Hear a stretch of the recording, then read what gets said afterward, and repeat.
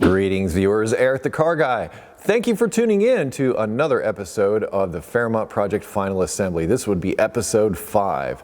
I'm going to admit at the onset this isn't necessarily the most terribly exciting episode of the Fairmont build. However, at least in my experience, it's indicative of what it's like to build a custom car, where you start out thinking you're going to do something easy, and then you end up half a day or days later finding out how wrong you were in that. However, I think this also illustrates how to think through problems, how to find solutions to fitment issues, which honestly, as I say in the video, a lot of hot rodding is all about getting things to fit and work together properly. But rather than me talking about it, why don't we get to the action already in progress? So take it away, Eric. Safety first. Step 1 complete. I pre-oiled the tap. Well, that's repaired.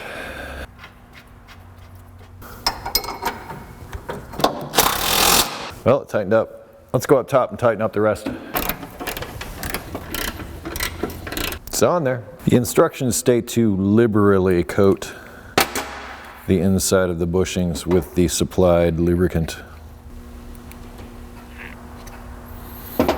That feels liberal to me. I'm going to try to get an idea of where this thing is going to land. Oh, maybe not. It goes through here. Maybe it goes under the power steering. This exhaust is like right flipping here now that I've moved this forward, and I'm gonna have to once again move that clamp. When I put the stabilizer bar up through here, it's right on this. It's also right on this pipe.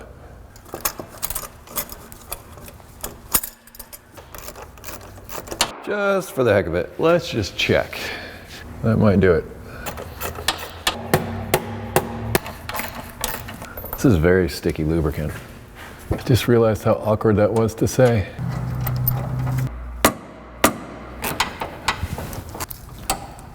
I think I got it. That is straight up hitting the exhaust right now. Here is the problem. Right there. I wasn't gonna put the links in, but I kind of have to just determine how far down this has got to go, because this is as far back as it goes. You ever just kind of ignore something and hope it goes away, it gets better? I'm feeling that right now. It's right up against the exhaust. These control arms are offset, so they're moved forward, and that's the reason why my wheel is moved forward inside the wheel well. And it's moved forward, I believe, about 7/8 of an inch. That's the reason why I need to install this. This moves the stabilizer bar forward in relationship to the control arm. The idea of doing this is so that when I'm all said and done, the stabilizer link will point straight up and down. That's what we're wanting to get out of this at the end of the day. But I think that the only thing I can do here is to remove this pipe, clearance it here. In other words, dent this in where it sits there, and then reinstall it and hope that I've got enough clearance. So I'm gonna have to choke the exhaust off over here a little bit. At least the pipe is easy to get to and I can remove it. It's just attached there and there. If you don't tape these ends, they do unravel.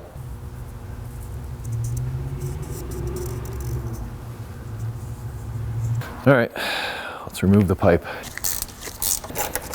It'd be great if this pipe came out in more of an arc, like this, and then over. Then it would provide plenty of clearance for the stabilizer bar. I'm thinking this might be the part where I say this is going to hurt you more than it's going to hurt me, or something to that effect. Looks like we got what we needed. Now I need to wrap this back up before I install it.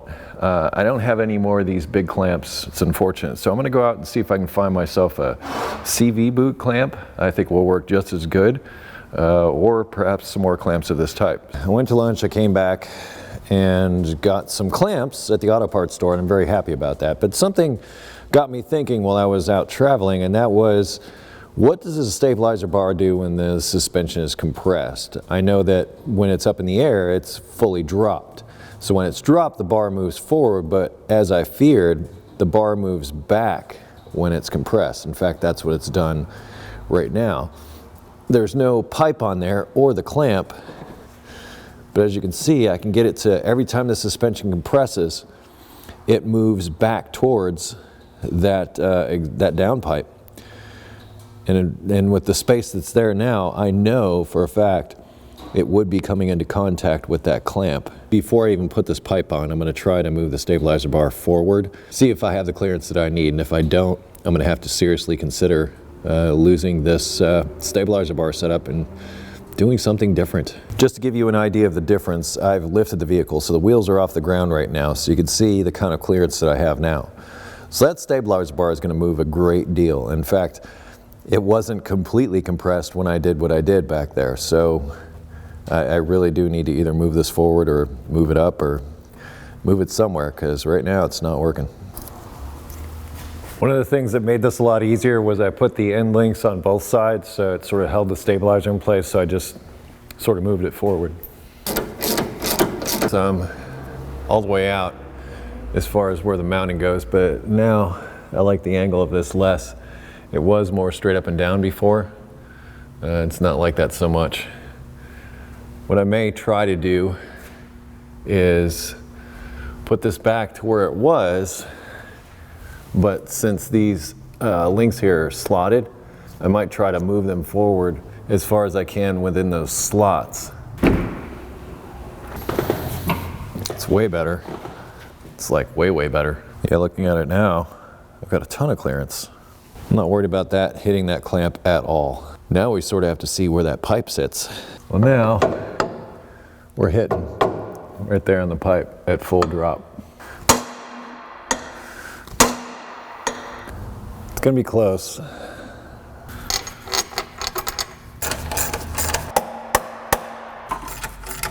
So close.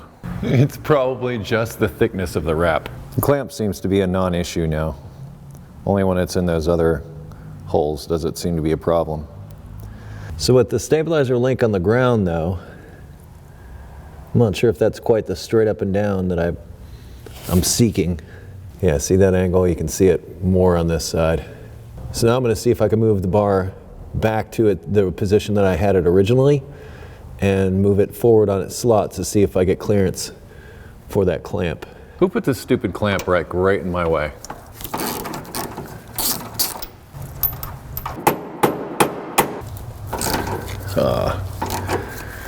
Moved it back just at the last second because of that washer. That gives me like a mile of clearance here. That's no longer a concern. Let's see what happens with that clamp when it's down on the ground. Well, sadly, and as expected, it's right on top of that clamp. I don't think I can move it any farther forward. That is, unless I like file half of that washer down. I just thought of something I can do from up here, and that's loosen these two fasteners and try to move the whole assembly forward as much as possible and then tighten these back down.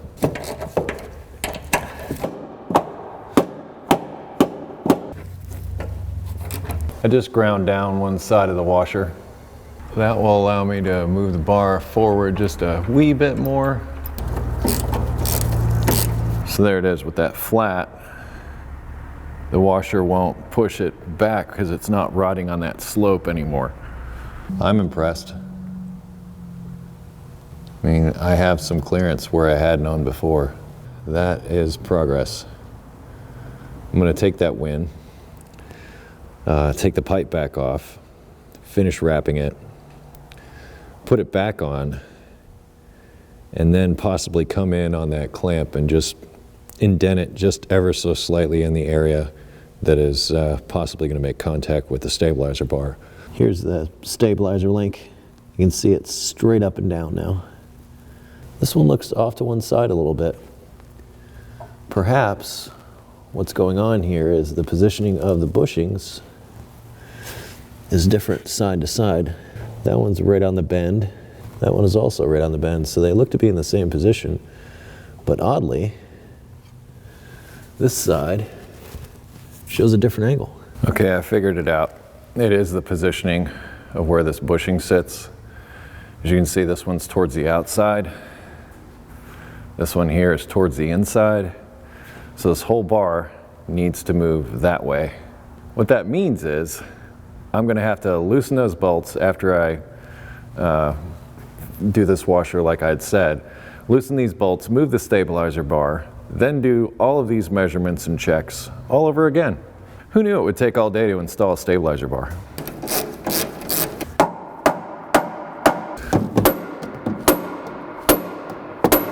Thinking it might be time to take the wheels off.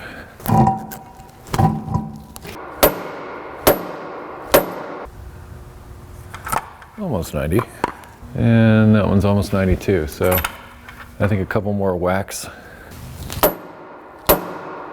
Well, it's almost exactly 1 inch to the bushing. Yeah, this side, that's a lot less, so it appears we still have to go over more. Now I see why we needed liberal amounts of lubricant. About 3/4 on this side, about 3/4 on this side. Now we'll check those clearances and measurements over again after we get the wheels on. So this is the clearance after moving it over, because I realized I was just moving it closer to the pipe. So after it's wrapped, it's going to be wicked close. Clearance, clearance, clearance. That's what hot rodding is all about. Well, the clearance that I had appears to be gone after that. It seems to be butted right up against that clamp again. This side, straight up and down. This side over here is still off. I don't get it. I moved it a good 3/4 of an inch. I really don't know why that is, other than a difference between the relationship of where it mounts to the body here and the K-member, lower control arm, and everything else. I'm going to say the K-member and everything is correct, but as far as the body, well, that's certainly in question. There have been a few times where I've wondered how straight this body actually is, even though I can find no signs of visible collision damage. I guess we'll just have to know that this side is slightly off. You know, there's something else I just considered. Coilovers. The ride height's adjustable, and I haven't adjusted it yet. So if the ride height on one side is different than the other, that could account for what I'm seeing here. So I'll check the ride height and see where that's at. But I know that the bushings are equidistant now, at least. Right, now I want to make those marks that I talked about. One to locate the clamp correctly, and then one on the clamp. All right, here's my marks. I marked it underneath too. That line going across the top is where the bar comes in. I also marked it over here so that I could see where it was. And it occurs to me that it might be wise to do my clearancing while it's still attached. And I think I've got an idea of how to do that with a brass drift and a hammer. It may not be best to do this while it's on the car. I think I'll have to wait till it's off. This may be something where I have to heat it.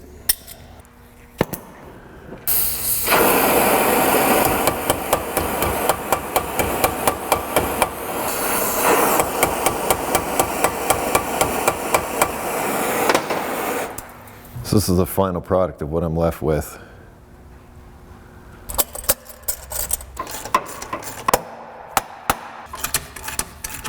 Well, let's check it. It's still butted right up against it. It occurs to me that I should probably just go for the simplest solution here. Since I know that the stabilizer bar is going to hit in its current position, maybe I should move it forward again. I already know that the right side stabilizer link is askew for whatever reason.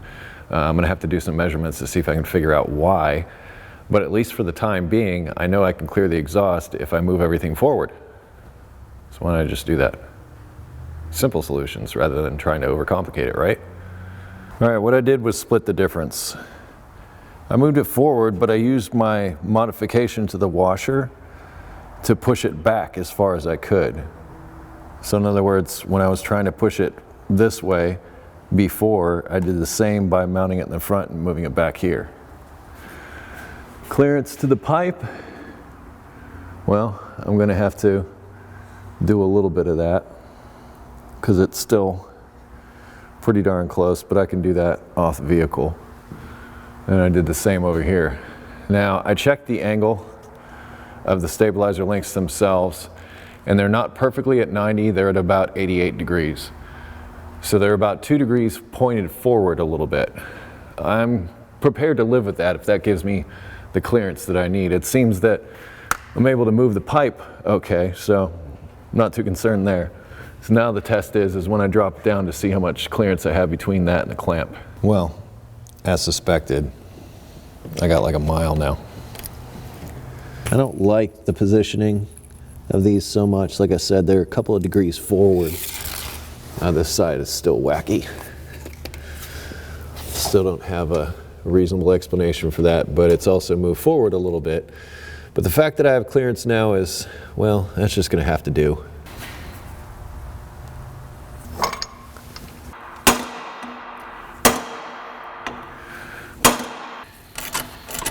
Now we rewrap, reinstall, do something else. Geez, stupid stabilizer bar. Oh, good to know that. I have to check the other one. Hopefully you will remain on there and you won't need to come off again.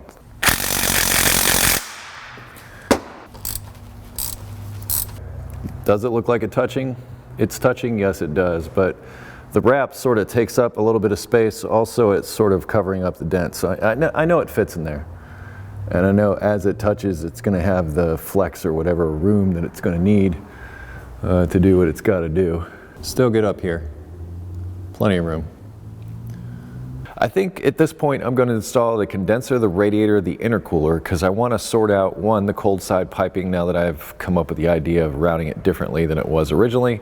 I also want to see what I can do about routing a power steering cooler as well. So we need to get those items in place first before we can start fitting those things. Hopefully this will go easier than the stabilizer bar. Hoping. I'm going to start with a condenser. I had already fitted it before, but I was not going to run air conditioning, but now I am. I also got some of these rubber grommets to go in between the condenser and the body. Some people mentioned that the vibrations could cause cracking in the condenser. This is my solution, like I said, rubber grommets between the body and the condenser itself. Hopefully that will be enough to alleviate any harmful vibrations. The bottom goes on one side, this goes on the other. And I'm already running into fitment issues. This can't be easy. No, it just can't be. I think I'll double up on these. We need to bend this up and over. Why can't any of it be easy? So now we have a rubber cushion between the fastener and the condenser, which should take up some vibration. Before I install the radiator, I want to insert this temperature probe into the radiator for the cooling fan switch. This is basically going to be my cooling fan switch. According to the instructions, they want it mounted closest to the inlet, which actually is over here. So I'll be putting this in over on this side, and so we'll have plenty of wire and everything, but I'm basically going to go straight through this shield. But while I'm here, I noticed a couple of things.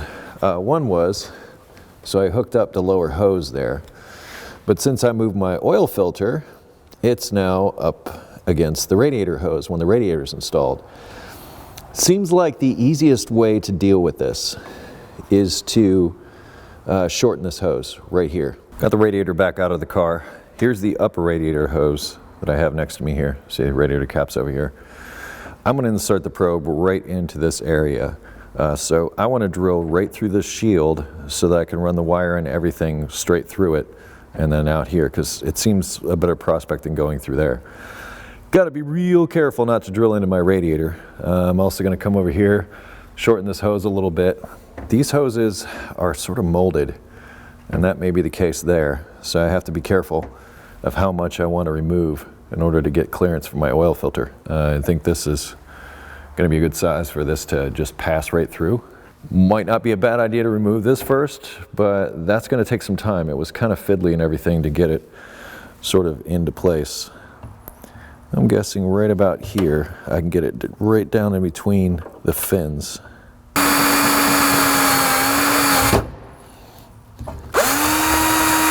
I could feel that you were nervous. It's okay. Perfect. I gotta hit this perfectly because I'm right in between two cores of the radiator. I'm gonna start by moving a couple of those fins aside so I can insert the probe.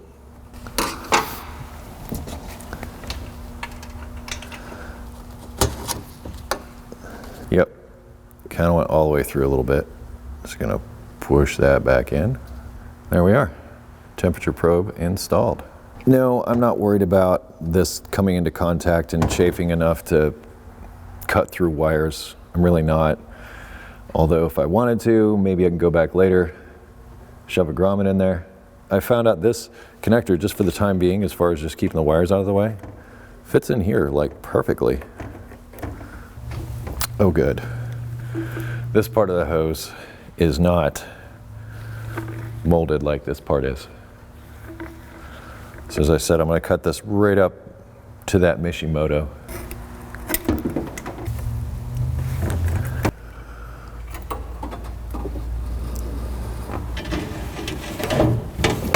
Nailed it. Check it out. No longer interfering with the oil filter.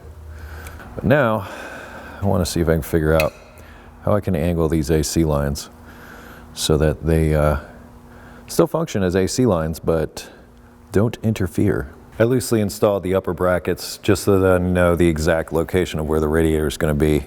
I'm going to try and bend it just by hand and see if I can get these pointed over that way.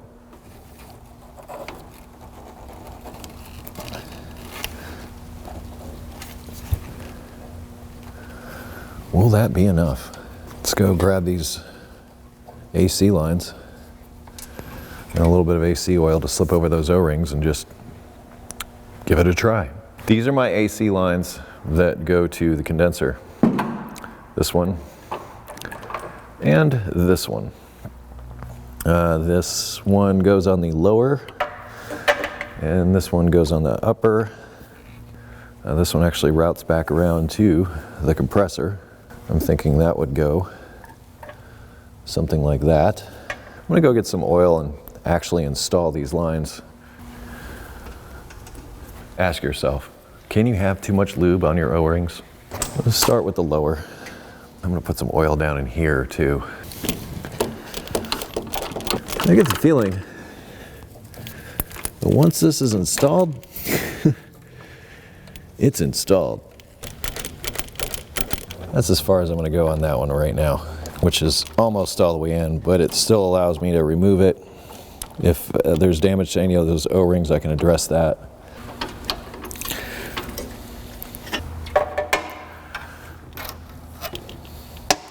This would be nicer if this was all on the other side. These things, man, they do not want to go together, which is odd, because you usually have the trouble pulling them apart. You know what these are called? Quick connect connectors. Is there anything quick about this? The solution is always more lube. This is how close I am, down to that last O-ring. Now, the first one, I got that one in there a little better. That one's almost clicked in, just not quite. But I am having a heck of a time with this one, and I didn't think I would because it's bigger.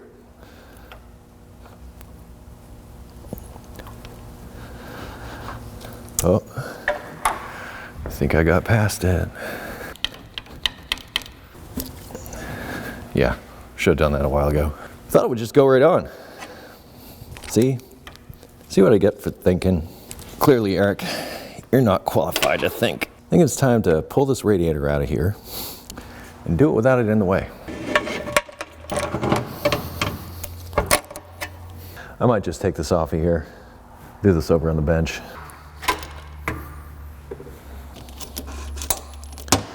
That one is now installed all the way.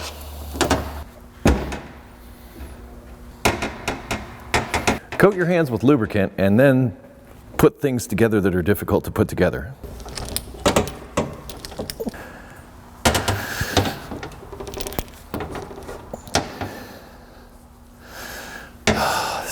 So close, it's maddening.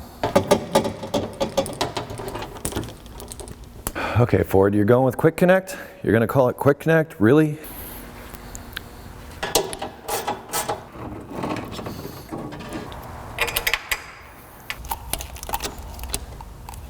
That's gonna sit like right on top of the carburetor. Do I like it? Heck no.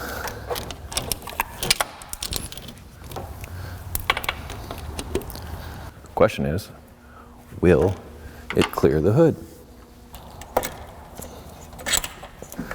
No, homie, don't play that. I might shorten this hose too. If I did, I wouldn't have that kink there. Yeah, if I just shorten it a little.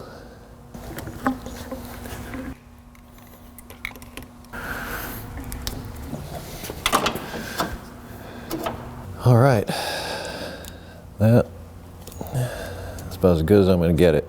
I hate that upper radiator hose. I hate it. This is what I got. This tangled spaghetti mess right now. I don't think hood clearance is gonna be an issue. I don't think that's gonna be a problem. I keep debating on whether or not I should cut this hose again though, because it's still got that bend right there. But I've got this AC hose to the point where it's just in there, like just in there. And really what I should be focusing on right now is that cold side turbo stuff.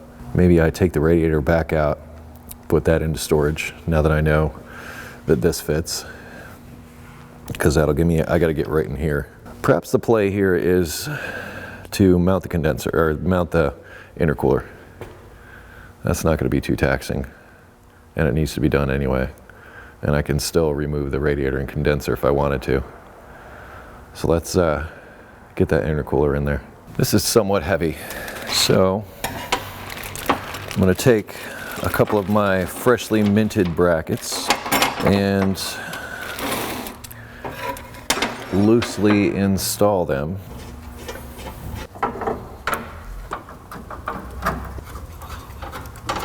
Sure is a lot easier with brackets, right?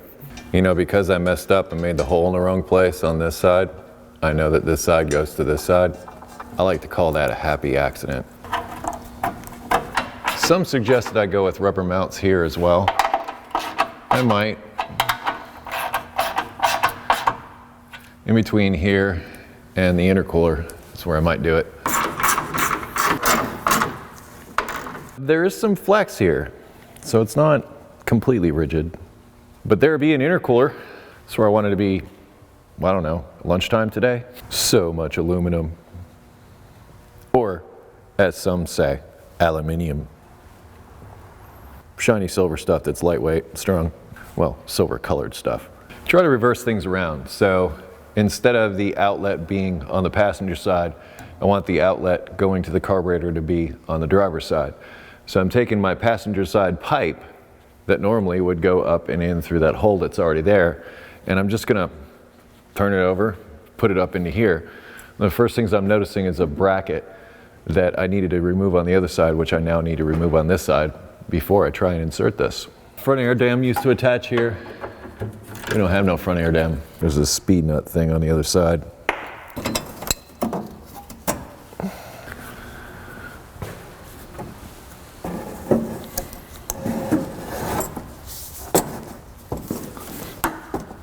That's probably going to be one of the easiest parts of this changeover. It was right up in there like it was made for it. I'm going to try to mark it so that I can cut the hole for the exit. Then I need to figure out the piping for over here. I just need to get from that there turbo, that orange thing, down to there. But it's slightly more complicated in that I also need to figure out my blow-off valve. Started with nothing. Now look at all this junk. I just noticed something. All right, you can sort of see where that wants to go through. Do you see that little boss sticking up? That's where the horn bolted. So that is going to be where the bottom part of my circle is going to have to go through. Before I go there, as long as I got this up in the air, I want to check this pipe. I'm not going to be able to necessarily, I don't know if I'll be able to use this pipe or not, but I want to use it on the opposite side of the car, so I'm not using this on the driver's side anymore. I'm using it on the passenger side.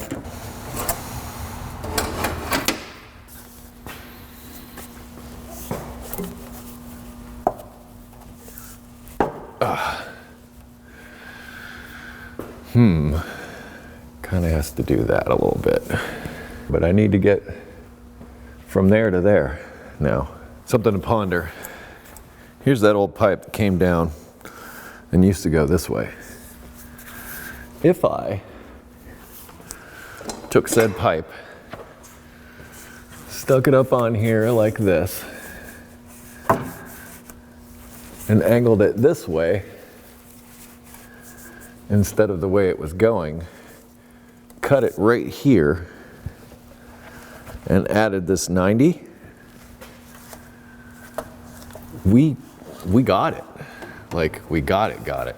And we would just have to make that connection. Well, did that look weird? Sorry about that. Didn't mean to get that in the frame. Because we like to do actual fitting, I think it'd be wise if we put our wastegate on right now. Right now my enemy is this vacuum line fitting, which I'm going to flip around.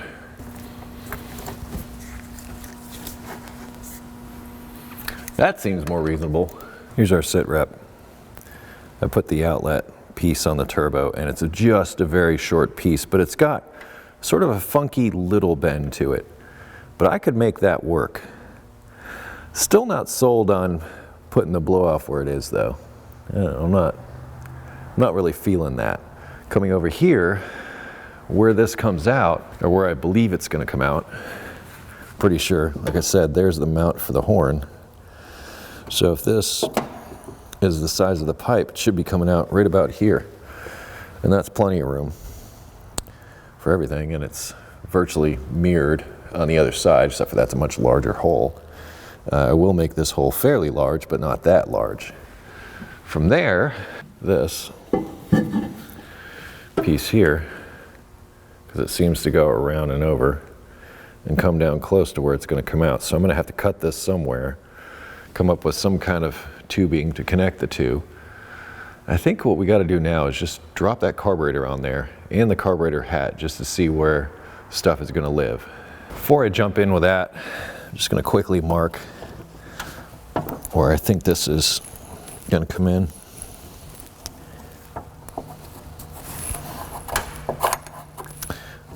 Got to use a marker that works, Eric.